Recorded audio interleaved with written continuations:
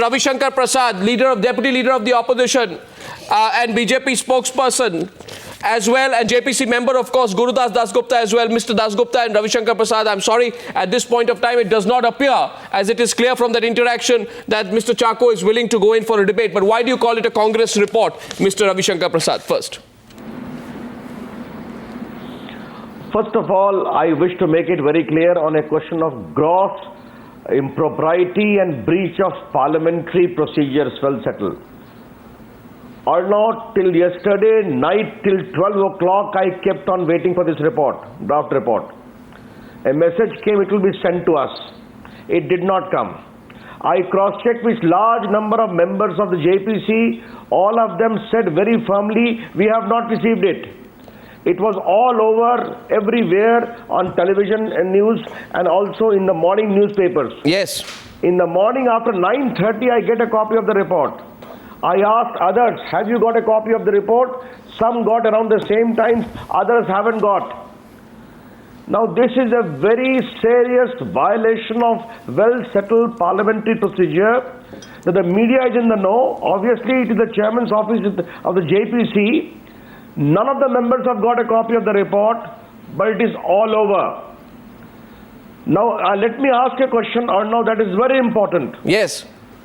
Who would benefit by the sudden leak of this draft report? So what are you suggesting? We have a lot to say, please listen to me, please listen to me. Mr. Chako is right there that we have to debate this issue. And I also don't want to go on the merits of the matter. We have a lot to say, which will say firmly and forcefully in the meeting of the JPC. But let me ask a question to myself. How is it that suddenly if we find that the entire media is full of report that the Prime Minister and the Finance Minister have been given a clean sheet about a scam which has shamed the country world over?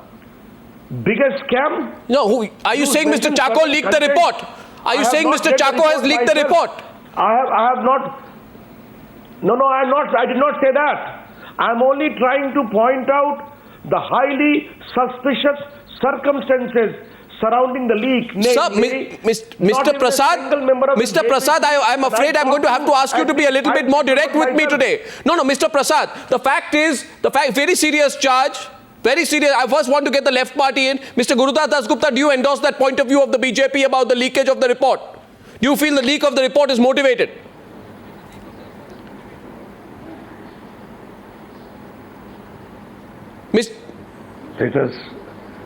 Let us speak our point of view without referring to other view expressed by other honorable members. I am not here for a debate or for a reply. If you would like, I will put up my points very clearly. Number one, I will tell you the leakage of the report, whoever might have done it, the moral responsibility with the chairman of the committee. Late in the night it came to us. Late in the night. I left Delhi at 5 o'clock afternoon for Calcutta. Landing Calcutta, I had a message. I was repeatedly calling my residents. No report was received. Late in the night, I could not contact them for some time. Then around 10 o'clock, I had the information that it has been delivered to my house. I had asked the boy who works, how big is the report? He told me it is about more than 500 pages. The point is, such a voluminous report cannot be leaked. It has been handed over. Leakage is one thing. To give a part of it, a report of 500 pages cannot be leaked. It has been handed over. And it has been handed over well before the members got it. It has been politically done to say that the government of the day is innocent, NDA is to be blamed, everybody is to be blamed except the present government. It is shameful on the part of those who have drafted the report to attack a constitutional body in the way they have done. It is shameful for them to avoid Raja. There was earlier a joint parliamentary committee in 1991-92 on Harshad Mehta, when a leading congressman was the chairman, Mr. Mirdha. The main accused, Harshad Mehta, was called before the committee, and I still remember we sat late till morning around 4 o'clock. We questioned him. Therefore, two basic questions. Why this report had been given to the press? It is a deliberate move. Sir, this is because Congress wants to take the wind out of the sail. That this is the JPC. It is not a JPC report. It is the report of some people. Sir, this is who are blind to facts. Maybe it is done by some DOT people. I have a hunch. The report might have been, some people might have handled it who work in DOT. For 2 months they drafted the report. For 2 months we did not have any meeting. How would the DOT have the report before you, sir? How would the DOT have the report before you? I am saying some people in DOT must have hand in drafting the report. So you are saying, so this is, you're making major allegations. You are saying that two allegations, Absolutely. Both you and Mr. Ravi Shankar Prasad are making the leakage into such a big issue. I'm surprised. Why are you both making the leakage into such a big issue? Whereas the contents of the report should be discussed. You are making a big deal about the leakage of the report. What is more important? Why are you going on about the leakage of the report? Mr. Prasad is also saying something here. Mr. Prasad, yes? No. Please listen to me, gentlemen. Arnav, can I come in here? Arnav, you are very right, Arnav. But that the contents of the report is important. My basic points are not we have to say a lot about the contents of the report. And I have made that charge public. And I am again reiterating, it is not a JPC report.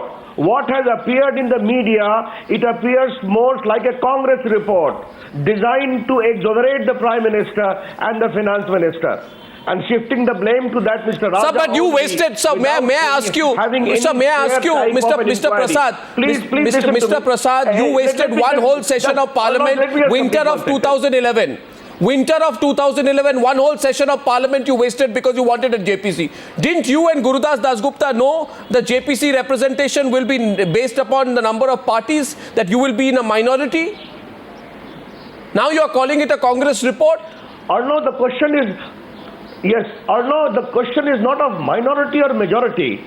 There have been so many, we sit in the standing committee. I'm a member of the privilege committee, many other parliamentary committees. Gurdas Babu has been a member of JPC in the past. We have public accounts committee as well. There is certain parliamentary norms. When you sit in a committee, party affiliation is there in the parliament as well. But when you are examining a matter of great moment, namely the worst corruption case since independence, which shamed the entire country, there is certain obligation towards objectivity and fairness. And again, I wish to make it very clear.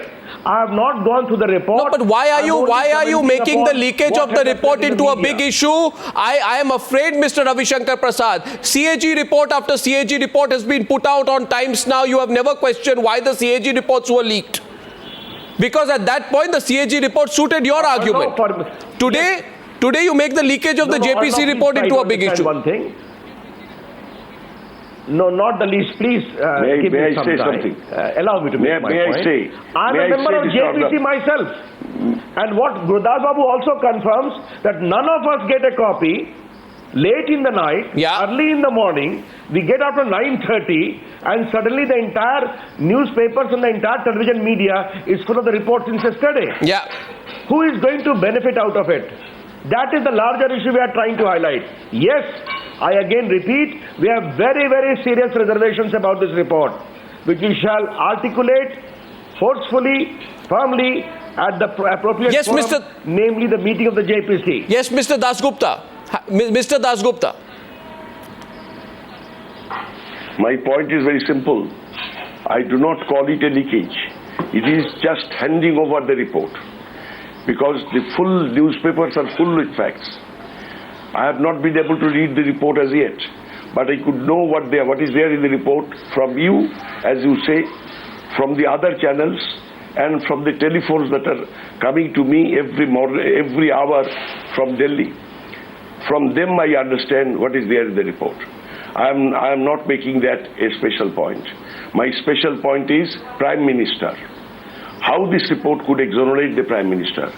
I have my full documents with me to show that Prime Minister was aware of all that was happening in the DOT.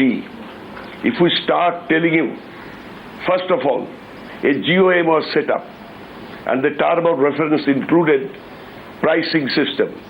It was said that Minister of Finance and Minister of Telecommunication will jointly decide the price. It is called TOR, Terms of Reference. These terms of reference was forcefully changed. Why the Prime Minister capitulated to the pressure of DMK to delete this part of terms of reference? He was misled. He was misled, said the report. The report says he was misled. No, he cannot be misled. He cannot be misled. It was a decision of the cabinet in 2003. Raja kept him in the dark. Cabinet of 2003. Raja kept him in the dark. Nonsense. I am giving you facts. I am giving you the facts. Please wait, gentlemen. Prime Minister capitulated under the pressure. This is one. Two, he was receiving complaints from, including me, receiving complaints from different members of parliament. He handed over the complaints to Raja. Why? It is the job of the Prime Minister to make an independent assessment. Without making an independent assessment, he handed over all the complaints to the people who were accused of malpractice. Three. How would he know they were? How would he know? One question. How would he know at that time they were carrying out a malpractice? Elementary question. How would he know at that time about their motives, about the malice behind their motives? Simple point is, when a Prime Minister of the country is receiving complaints from members of parliament, it is his duty to look into it and to make an assessment independently. He did not do it. Not only that, in 2007, he received a letter from Kamal Nath, the Minister of Commerce. He raised the question that serious wrongs are being perpetrated and there should be a GOM. He turned that down. Fourth, 1 minute. Joint Secretary of PMO. No, 1 minute. 1 minute. Please listen. 1 minute. No. Let's look at. Prime Minister says, Mr. Ravi Shankar Prasad, I wrote a letter to Raja. The date is November 2nd, 2007. I listed a number of concerns that it should be looked into a fair manner. Raja wrote back to me same day. Our letters crossed, and he said, I have been absolutely transparent in my dealings, and I will be doing so in the future. Yes, 2 letters. And the Prime Minister quoted Raja's letter. Can I come in here? Yes, Mr. Prasad. Yes. Arnav, can I come in here? Yes, Mr. Prasad. Arnav, let me give a very concrete example. Again, I have not read the report. I should be very clear. But a very simple example of pure common sense. You are the boss of Times Now, and a particular reporter working under you is creating havoc with the system. A complaint comes to you, you forward it, and trust him infinitely that nothing wrong will happen. Yeah. And havoc continues. Will you be responsible or not, Mr. Arnav Goswami, as the boss of Times Now? Sure. That is the larger issue. The Prime the Prime Minister says, by your analogy, the Prime Minister is the editor and Raja is the reporter. Raja as the reporter has not yet created havoc. The Prime Minister senses as the editor he may create havoc, writes a letter to him that, look into the issues and in his case deal with it in a fair and equitable manner, and also wants to tell him about the possibility of auctioning spectrum. So as the editor, the Prime Minister is telling the reporter, Mr. Raja, everything that he should. Raja as the reporter writes back to the Prime Minister, I have noted everything you said and I will do nothing. Words, Mr. Raja, Mr. Prasad, I will do nothing which will not be consistent with the promise that I make. What was the editor's fault in this case, the Prime Minister, that he was too trusting? The Prime Minister as the executive head of the country, as the head of the government, is under a moral, constitutional, parliamentary and political obligation to ensure that his government acts in a fair manner. So you On can't. The whole 2G issue, the PMO was in the loop, the others were in the loop. I don't want to say anything further because I have a lot to say in the meeting of JPC. But the gross inaction, gross case of omission and commission on the part of the Prime Minister is clearly made out when he assured the Parliament repeatedly that I assure you that there will be a fair investigation. I assure you that no wrong is being done. I assure you that first come first policy is right, is being fairly implemented. Therefore, as the Prime Minister, it was his moral obligation. No, but there are two ministries involved. I would like to take the discussion forward. No, there are two ministries involved. I know you are both very well-read members of the Joint Parliamentary Committee, but Gurudas Dasgupta, it's not only Raja. No, 1 second. There is the Finance Ministry involved. Can I tell you? The Finance Ministry involved. Listen to another fact. Just allow me to speak something. I am quoting from a note. Yeah, go ahead. Go ahead, we can hear you. I am quoting a note which the Joint Secretary of PMO had presented. I am quoting. It may be appropriate to request the Cabinet Secretary to call for the files and examine the matter in the context of transaction of business rules as well as TRI Act. His own Joint Secretary is making a very important point. Yeah. And also, in another note, the Joint Secretary says that it is prima facie wrong. What is taking place is prima facie wrong. Yes. It is own PMO. Even then he ignores.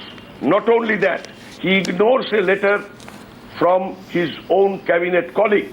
Lastly, he ignores a note from the Cabinet Secretary, who was the then Cabinet Secretary.